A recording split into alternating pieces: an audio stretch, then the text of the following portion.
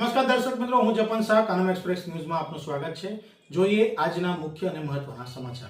આમોદ તાલુકા પંચાયત હવે જનસેવાની સંસ્થા નહીં પરંતુ સત્તાધીશોના સગા સંબંધી રાજનું કેન્દ્ર બની રહી હોવાનો ગંભીર અને ચોંકાવનારો બનાવ સામે આવ્યો છે। રવિવાર જેવા રજાના દિવસે તાલુકા પંચાયત કચેરી ખુલ્લી રાખી કારોબારી અધ્યક્ષના પતિ કેતન પટેલ બિનઅધિકૃત રીતે અધિકારીઓના ટેબલ પર બેસી હિસાબી શાખાના કમ્પ્યુટરમાં દસ્તાવેજો સાથે છેડછાડ કરતા મીડિયા દ્વારા રંગે હાથ ઝડપાયા હતા। ચોંકાવનારી બાબત એ છે કે કેતન પટેલ પાસે કોઈ પણ સરકારી પદ કે અધિકૃત જવાબદારી નથી, છતાં રજાના દિવસે કચેરીમાં પ્રવેશ, અધિકારીના કમ્પ્યુટરનો ઉપયોગ અને સંવેદનશીલ હિસાબી દસ્તાવેજોમાં હસ્તક્ષેપ, આ બધું કોના આદેશે અને કોના આશીર્વાદથી શક્ય બન્યું?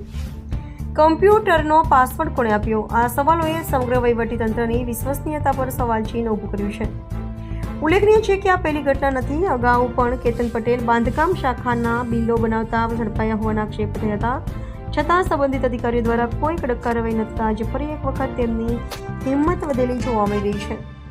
રવિવારે મીડિયા દ્વારા પકડાતા જ કેતન પટેલે સમાચાર ન બનાવવાની વિનંતી કરી હોવાની ચર્ચા છે, પરંતુ મીડિયાકર્મી ભરત રાજપૂતે કોઈ દબાણ સ્વીકાર્યા વિના સત્ય જનતા સુધી પહોંચાડવાનો દ્રઢ સંકલ્પ કર્યો હતો, જે લોકશાહીમાં મીડિયાની જવાબદારીનું ઉત્તમ ઉદાહરણ છે। હવે આ સમગ્ર મામલે માત્ર નિવેદનોથી કામ નહીં ચાલે। જનહિતમાં તાત્કાલિક ઉચ્ચ સ્તરીય અને સ્વતંત્ર તપાસ, હિસાબી શાખાના કમ્પ્યુટર લોગ્સ અને સીસીટીવી ફૂટેજની ફોરેન્સિક ચકાસણી, પાસવર્ડ આપનાર તથા પ્રવેશની મંજૂરી આપનાર અધિકારી સામે કડક કાર્યવાહી તેમજ અગાઉના બાંધકામ બિલ કાંડની ફરી તપાસ અનિવાર્ય બની ગઈ છે। જો આ મામલે ફરી પણ આંખ મીચવામાં આવશે તો જનતા ચોક્કસ પૂછશે, કાયદો સામાન્ય નાગરિક માટે છે કે સત્તાધીશોના સગાઓ માટે પણ સમાન રીતે લાગુ પડે છે? આમોદ તાલુકા પંચાયતના બનાવને હવે સમગ્ર જિલ્લામાં સત્તાનો દુરુપયોગ સામે મોટો પ્રશ્ન ઉભો કર્યો છે।